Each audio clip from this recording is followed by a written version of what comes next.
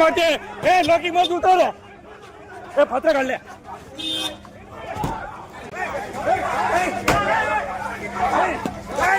ना मार लो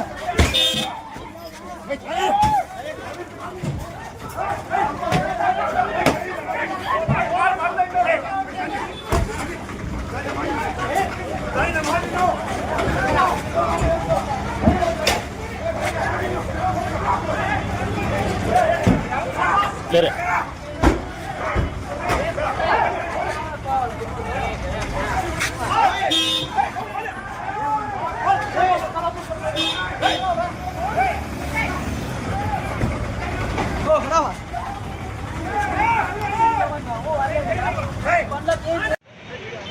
రప్తా నియోజకవర్గంలో రామగిరి ఎంపీపీ ఎన్నికను ఈరోజు తెలుగుదేశం పార్టీ పరిటాల కుటుంబము ఒక ప్రహసనంగా మార్చినాయి. ప్రజాస్వామ్యాన్ని అపహాస్యం పాలు చేసినారు. 9 మంది ఎంపీటీసీలలో 8 మంది మా పార్టీ వాళ్ళు ఉండగా వాళ్ళకి కనీసం నామినేట్ చేయడానికి కనీసం పోటీ చేయడానికి ఒక మహిళా ఎంపీటీసీ కూడా వాళ్ళ పక్షాన లేని పరిస్థితుల్లో విరమించుకోవాల్సింది పోయి దాదాపుగా 1000 మంది గూండాల్ని ఎంపీడీఓ కార్యాలయం చుట్టూ మోహరించి పోలీసుల అధికారాలని గేల్ చేశారు. ఎస్పీ గారు డీఎస్పీ గారు కొంత లా అండ్ ఆర్డర్ కంట్రోల్ చేయాలని ప్రయత్నం చేసినా మిగిలిన సిబ్బంది మొత్తం సుధాకర్ యాదవ్ అని ఎస్ఐ నేతృత్వంలో టీడీపీ గూండాలను వెంట పెట్టుకుని అరాచకాలు చేసినారు. మా ఎంపీటీసీలని బెదిరించినారు. ఎంపీటీసీలని బెదిరించి వాళ్ళ జీపుల్లోకి ఎక్కించుకొని పోయేదానికి ప్రయత్నం చేసినారు. మాకు హ్యాండ్ ఓవర్ చేయాల్సిన మా ఎంపీటీసీలు కోర్టు ఆదేశాలతో రక్షణ కల్పించాల్సినటువంటి పోలీస్ డిపార్ట్మెంట్ ఎన్నిక జరిగినప్పుడు మాకు హ్యాండ్ ఓవర్ చేయాలి.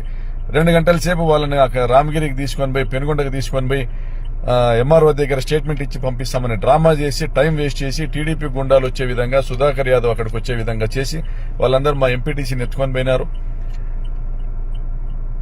ఈరోజు భారత్ అనే మహిళా ఎంపీటీసీని ఎత్తుకొని పోయినారు. మరి దీన్ని సభ్య సమాజం ఖండిస్తుంది, మేము కూడా ఖండిస్తాను. తప్పనిసరిగా రాబోయే రోజుల్లో దీనికి తగిన మూల్యం పరిటాల కుటుంబం చెల్లించుకుంటుంది. పరిటాల గుండాలకు హెచ్చరిస్తున్నాం, మీ కథ మీ అంతు తేల్చేంత వరకు కూడా వదిలిపెట్టమని హెచ్చరిస్తున్నాం. ఫ్యామిలీ వెళ్ళింది ఈ రాప్తాడులో అభివృద్ధి కేవలం ఆ కుటుంబానికి మాత్రమే అభివృద్ధి అనే విషయాన్ని కూడా ప్రజలు చెప్పుకొని నవ్వుకుంటున్నారనే విషయాన్ని కూడా నువ్వు ఒకసారి గుర్తు చేసుకోవాలి. ఈరోజు రకరకాల అంటే మనుషుల్ని రెచ్చగొట్టే వ్యాఖ్యలు, ఇష్టం వచ్చినట్టు రెచ్చగొట్టి పిచ్చి పిచ్చిగా మాట్లాడితే, వేరే వాళ్ళని హేళన గేలి చేసో మాట్లాడితే ఏదో తనకేదో చప్పట్లు కొట్టేస్తారు, మంచి పేరు వచ్చేస్తుంది అనే ఆలోచన చేస్తున్నావేమో. ఒక విషయాన్ని నువ్వు గుర్తుపెట్టుకో, ఆ పద్ధతిలో పోతే ఈ రాప్తాడు ప్రజలు చీకొడతారు. ఆ విషయాన్ని నువ్వు గుర్తుపెట్టుకోవాలి. ఈరోజు ఏదో చాలా ధైర్యవంతుని, నేను నా ధైర్యానికి ఒప్పుకొని ఏదో ప్రెసిడెంట్ మెడల్ నాకు ఇచ్చేటట్లున్నారు అనే టైప్లో నువ్వు మాట్లాడుతున్నావు. ఆయన ఒక విషయం గుర్తుపెట్టుకోవాలి, ఏంటంటే ఈ కుటుంబ చరిత్ర ఏంటి అనేది ఒకసారి తెలుసుకోవాలా. దాని గురించి కూడా ఏదో అవహేళనగా మాట్లాడేదో పుట్టకోసి చరిత్ర అంటున్నాడు.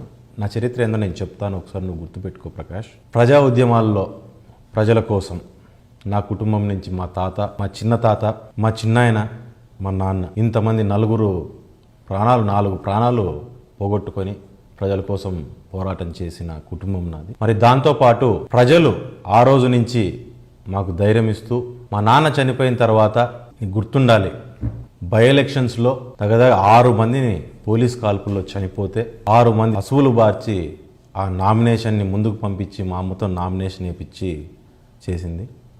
ఆ ధైర్యం ఏంటనేది, ఎంత ధైర్యం ఉంటే ఆ పని వరకు మేము వెళ్ళామన్నది నువ్వు కూడా ఆలోచన చేసుకోవాలా. ఆ రోజు పరిటాల శ్రీరాములు గారు కావచ్చు, సుబ్బయ్య గారు కావచ్చు, వారితో పాటు చనిపోయిన లింగన్న కావచ్చు, లేకపోతే రామాంజనేయులు కావచ్చు, మరి ఆ రోజు అక్కడ ఆపద పొంచి ఉంది అని చెప్పి తెలిసినా కానీ దాన్ని చూద్దామని చెప్పి దానికి ఎదురెళ్ళిన వ్యక్తులు అనే విషయాన్ని ఆ ప్రాంతంలో చరిత్ర చెప్తుంది. నీ పార్టీలో కూడా చాలామంది ఉన్నారు ఆ రోజు వాళ్ళతో పాటు తిరిగిన వాళ్ళని కూడా అడిగితే ఆ ధైర్యం ఏంటనేది వాళ్ళు చెప్తారు, మా ధైర్యం ఏంటనేది.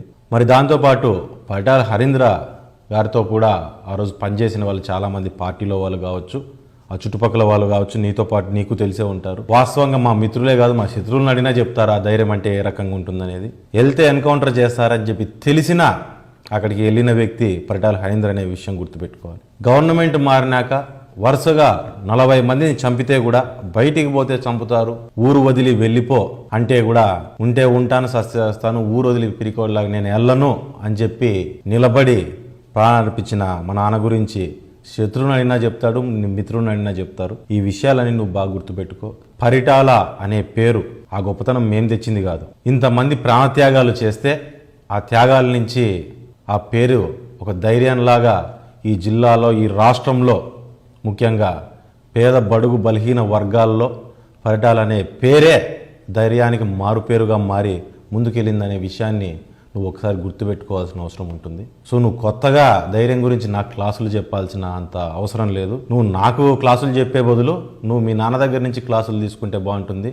నువ్వు మీ నాన్నని మీ అన్నని అడుగు. ఇంకా పాసిబిలిటీ ఉంటే ఆర్ఎన్బి ఆఫీస్కి వెళ్ళి ఆర్ఎన్బి గోడలను అడిగితే, ఇంకా నీకు పాసిబిలిటీ ఉంటే మా నాన్న చెప్పులు అట్లే పక్కన పెట్టిన ఎడంకాలు చెప్పును అడిగితే, మీ నాన్న చెంపను అడిగితే తెలుస్తుంది కరెక్ట్గా నీ ధైర్యం ఏమాత్రం ఉంది అనేది. సో కాబట్టి పిచ్చి కూతలు కారు కూతలు కూయడం ఆపేసి ఏదైనా సరే కరెక్ట్గా పనికొచ్చే మాటలు మాట్లాడాల్సిందిగా నిన్ను కూడా కోరుతున్నాను. గన్మ్యాన్లని తీసేసి తిరగలేరు వీళ్ళు అనే టైప్లో నువ్వు మాట్లాడుతున్నావు. Yes I'm ready. గన్మ్యాన్లని నేను లెటర్ ఇస్తాను, నువ్వు కూడా నెక్స్ట్ ప్రెస్ మీట్ పెడతావో లేకుంటే ఏ రకంగా నువ్వు లెటర్ ఇస్తావు, నువ్వు లెటర్ ఇచ్చేయి. అసలు మీ అన్న విజయవాడలో ఆస్తుల కోసం చంపి 2 మర్డర్ కేసుల్లో ఉన్న వ్యక్తి, నాకు తెలిసి ఆయనకి ఎందుకు గన్మ్యాన్లు నాకు ఇంతవరకు నాకు అర్థం కావట్లేదు. ఆయన్ని గన్మ్యాన్లు తీసేయమని చెప్పు, నువ్వు గన్మ్యాన్లు తీసేయి. గ్రామాల్లో లేకపోదాము. మనమేం కొట్టుకొని పొడుచుకోవడానికి కాదు, గ్రామాల్లో ప్రజల సమస్యల మీద పోరాటం చేయడానికి పోదాము. ప్రజల సమస్యల మీద పోరాటం చేయడానికి గన్మ్యాన్లు ఎందుకు? ఫస్ట్ నువ్వు రివోక్ చేసి పక్కన పారేసే గన్మ్యాన్లని నేను కూడా పక్కన పెట్టేస్తా. మా కార్యకర్తల్ని కూడా అండ్ సోషల్ మీడియా వర్కర్స్ని, చాలామందిని సోషల్ మీడియాలో పనిచేస్తున్న వాళ్ళని, సోషల్ మీడియా పెడుతున్న వాళ్ళని, ఈరోజు ఒక విషయం నువ్వు గుర్తుపెట్టుకోవాలి. ఎవరు వీళ్ళంతా సోషల్ మీడియాలో మెసేజ్లు పెడుతున్న వాళ్ళు ఎవరు, వీడియోలు పెడుతున్న వాళ్ళు ఎవరు, అసలు వాళ్ళు ఎందుకు పెడుతున్నారనే విషయం నువ్వు ఒకసారి అర్థం చేసుకుంటే, ఈ నియోజకవర్గంలో జరిగిన అవినీతి, ముఖ్యంగా జాకీ ఏ రకంగా అయితే తీసేసావో అక్కడ జాకీ ఉపయోగపడే నిరుద్యోగ యువత కావచ్చు, నువ్వు టమోటా మండిలో డబ్బులు వసూలు చేస్తున్నావే అక్కడుండే రైతులు కావచ్చు, నువ్వు 10,000 వసూలు చేసావే డైరీ అని చెప్పి 3 ఏళ్ళు నీ దగ్గర పెట్టుకుని వడ్డీ లేకోకుండా వెనకలు కొడతానంటున్నావే, అక్కడ ఏది దానికి అతిగతి లేకోకుండా అక్కడున్న మహిళలు కావచ్చు, ఇట్లాంటి వాళ్ళు దీని మీద సోషల్ మీడియాలో బయటకు పెడతా అండి. ఎవరల్లే ఇది కాదు, నువ్వు చేసిన అన్యాయాల్ని వాళ్ళు ఇబ్బందులు పడి దాన్ని ఇది తప్పు అని చెప్పి ప్రశ్నిస్తున్న వాళ్ళని కొడతా, తంతా, సంపుతా అంటూ నువ్వు విచ్చలవిడిగా మాట్లాడడం అనేది ఒకసారి నువ్వు అర్థం చేసుకో.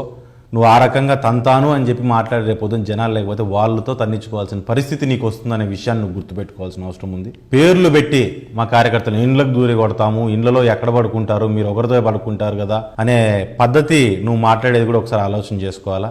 మా వాళ్ళు ఇంట్లో ఒకరే పనుకుంటే నువ్వు కానీ మీ కార్యకర్తలు కానీ ఒకరే పనుకుంటారు, 100 మందిని వేసుకొని పనుకోరు, ఇంట్లో ఒకరే ఉంటారు. సో ఏదైనా సరే నువ్వేదో నేను కొడతా సంపుతా అని చెప్పి నువ్వేదో బెదిరిస్తే, బేసిక్గా చెప్పాలంటే తరాలు మారినాయి. ఇట్లాంటి బెదిరింపులు విని విని విని ఆ ప్రాంతం విసుగొచ్చేసి తరాలు మారిపోయినాయి. ఆ తరాలు మారిన డైలాగ్ని మళ్ళీ తిరిగి చెప్పొద్దు, ఎవరు ఈడ వినే ఓపిక లేదు. అండ్ నువ్వు కొడితే కొట్టించుకొని ఊరికే ఉండే అంత దీంట్లో కూడా లేరు. ఇక్కడ ప్రజలు చాలా చైతన్యవంతులు, చాలా ధైర్యవంతులు. ఆ ధైర్యం ఇచ్చారు కాబట్టి మేము 25 ఏళ్ళు రాజకీయం చేయగలిగాము. ప్రజలే ధైర్యం అని మేము ముందుకెళ్ళాము. సో ధైర్యం గురించి, మా వాళ్ళని కొట్టేదాని గురించి నువ్వు మాట్లాడేటట్టుంటే, ఆ ధైర్యం ఏదో మేము చూపించడం మొదలు పెట్టామంటే మా ఉండే ధైర్యాన్ని 1కి 10 దెబ్బలు నువ్వు కూడా తినాల్సి వస్తుంది ప్రకాష్. నువ్వు ఇదే పద్ధతుల్లో పోతే, ఇదే పద్ధతుల్లో నువ్వు వాళ్ళని ఇబ్బంది పెట్టి వాళ్ళని కొడతానంటే వాళ్ళకి పడే ప్రతి దెబ్బ నీకు నీ చెంచగాల మీదకి వస్తుంది. ఆ విషయాన్ని నువ్వు గుర్తుపెట్టుకోవాల్సింది కోరుతున్నావు. వీళ్ళకి రక్త చరిత్ర ఉంది, నువ్వు 100 మందిని చంపడం, మళ్ళీ నాకు అంత ధైర్యం లేని వాళ్ళు మేము 100 మందిని చంపే ఆరోపణ నువ్వు ఎట్లా చేయగలుగుతావు మా మీద నాకు అర్థం కావట్లేదు. ఒకవేళ నిజంగా మేము 100 మందిని చంపి నింటే ఆ రోజు నువ్వెక్కడికి పోయినావు మాకు అర్థం కావట్లేదు. నువ్వు ఎట్లా మిగిలిపోయినావు, 100 మందిలో నువ్వు పేరు ఎట్లా లేకుండా పోయిందనేది ఒక విషయాన్ని నువ్వు బాగా గుర్తుపెట్టుకోవాలా. మాదేదో రక్త చరిత్ర, మేమేదో 100 మందిని చంపామనే దానికంటే కూడా ముఖ్యంగా ఈరోజు సందర్భం వచ్చింది కాబట్టి నేను చెప్తున్నాను. కార్ బాంబ్ ఇన్సిడెంట్ని ఒకసారి మనం గుర్తు చేసుకోవాలి. నవంబర్ 19వ తారీఖున కార్ బాంబు, హైదరాబాద్లో కార్ బాంబు జరిగింది జూబ్లీహిల్స్లో. ఆ ఘటన చాలా వరకు అందరికీ తెలిసే ఉంటుంది. దాంట్లో గత నెల రోజుల నుంచి ఆ కేసు ఆ రోజు స్ప్లిట్ అయ్యి 4 ముద్దాయిలు పక్కన ఉన్నారు. దాంట్లో A15గా తోబుదుర్తి రాజారెడ్డి, రాజశేఖర్ రెడ్డి అంటే ప్రకాష్ రెడ్డి వాళ్ళ అన్న ముద్దాయిగా ఉన్నారు. ఆయన ముద్దాయిగా ఉన్నప్పుడు మాకందరికి నోటీసులు వచ్చినప్పుడు నేను కూడా వెళ్ళి, ఎందుకంటే ఈ కేసు చాలా రోజుల కిందట జరిగింది, అంటే నాకు కూడా ఊహ తెలియని వయసులో ఉన్నప్పుడు ఈ కేసు జరిగింది, ఆ టైంలోనే క్లోజ్ అయిపోయింది. సో దాని గురించి పూర్తి స్థాయిలో ఇన్ఫర్మేషన్ అనేది నాకు లేకపోవడం వలన వెళ్ళిపోయి అక్కడికి మొత్తం అంతా కేసు అంతా తీసి ఆ కేసులో ఉన్న మొత్తం ఫ్యాక్ట్స్ అన్ని, మొత్తం కేసు ఏ రకంగా ఉందనేది అంతా చదివి అంతా చూసిన తర్వాత మరి అప్పట్లో ఉన్న సిఐడి ఆఫీసర్లను కావచ్చు వాళ్ళందరినీ అడిగినప్పుడు ఆ కేసు చూసినప్పుడు దాంట్లో కొన్ని నిజాలు బయటకు వచ్చాయి. దాంట్లో ముఖ్యమైనది ఏంటంటే మదల చెరువులో ఉండి ఆ రోజు నక్సలైట్లతో కానీ అక్కడ ఉన్న లోకల్ సమస్యల వలన ఆయన వెళ్ళిపోయి బెంగళూరులో పెళ్లి చేసుకుని ఆయన అక్కడ జీవనం గడుపుతున్నప్పుడు ఆ రోజు ప్రకాష్ రెడ్డి అనే వ్యక్తి ఆ ఏరియాలో కాంట్రాక్టులు చేస్తున్నాడు. ఇమ్మీడియట్గా ఆయనకు సంబంధించిన మరొక సమీప బంధువు ఆయనకు వాళ్ళందరూ వెళ్ళిపోయి సూరిని ఏ విషయానికైనా సరే నీకోసం మేమున్నాము, రవిని చంపడానికి మేమందరం నీకు సపోర్ట్ చేస్తామని చెప్పి ఏదో ఆయన ఫ్యామిలీని ఆయన లీడ్ చేసుకుంటూ ఆయన ప్రశాంతమైన జీవితం గడుపుతా అంటే ఆయనని రెచ్చగొట్టి ఖచ్చితంగా కారు బాంబు పెట్టాల్సిందే అని చెప్పని అందరినీ అన్నీ సమకూర్చి జెల్టిన్ సమకూర్చి ముఖ్యంగా నువ్వు అక్కడ నుంచి తీసుకొని వచ్చి జూబ్లీహిల్స్లో కార్ బాంబ్ బ్లాస్ట్ చేయించి ఆయనతో దగ్గర 26 మంది చావుకి కారణంలో మొట్టమొదట ఆద్యం పోసిన వాడు ప్రకాష్ రెడ్డి అనే విషయాన్ని నువ్వు మర్చిపోయావేమో, కానీ కోర్టు పేపర్లు ఇంతవరకు మర్చిపోయింది లేదు. మళ్ళీ ఆ రోజు ఆ రకంగా జరిగిన తర్వాత మీ ముగ్గురు అన్నదమ్మలు పేర్లు ఆ కేసులో ఉన్నాయి. నువ్వు సంబంధం లేదు, నా కేసులో నా శిక్ష పడలేదు అని చెప్పి నువ్వు మాట్లాడవచ్చు. నువ్వు ఆ రోజు పెద్ద శేషాయం కాదు, నువ్వెవరో కూడా ఎవరికీ తెలియదు, తీసుకొచ్చి నీ ముగ్గురు అన్నదమ్ముల పేర్లు ఆ కేసులో పెట్టడానికి. సో మీకు ఉంది కాబట్టే ఆ రోజు కేసులో పెట్టారు. ఆ కేసు నుంచి తప్పించుకోవడానికి నువ్వు కానీ, అన్నిటికంటే ముఖ్యంగా దీంట్లో ముఖ్య పాత్ర మీ నాన్నది. మీ అంతా కలిసి కేసులో ఉన్నవి సిఐడి వాళ్లకు ఇంటర్నల్గా సీక్రెటివ్గా లోసెన్స్ అయ్యి ఆ రోజు కేసులో ఉన్న విషయాలన్నీ ప్రతి ఒక్కటి అన్నీ చెప్పి ఆ రోజు నువ్వు బాంబు పేల్చడానికి కారణం నువ్వే. మళ్ళీ సూరిని మోసం చేసి శిక్ష మోపించిన ఘనత కూడా నీకే దక్కుతుంది అనే విషయాన్ని కూడా నువ్వు ఒకసారి గుర్తుపెట్టుకోవాలా, గుర్తు చేసుకో ఒకసారి ఇవన్నిటిని.